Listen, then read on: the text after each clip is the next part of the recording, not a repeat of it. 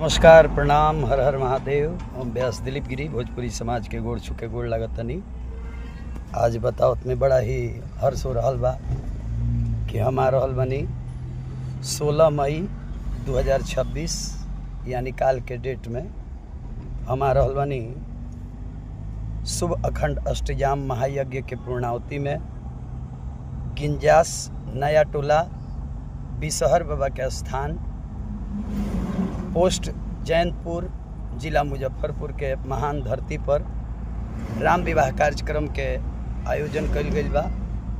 तो गिंजास नया टोला के देवतुल्य जनता जनार्दन से हमार करबद्ध प्रार्थना रही कि वह सभी अखंड अष्टयाम महायज्ञ में भारी से भारी संख्या में भाग ली ही पुण्य के भागी बनी और भगवान के अखंड कीर्तन राम विवाह संकीर्तन से आनंद ली। हर हर महादेव, जय माता दी।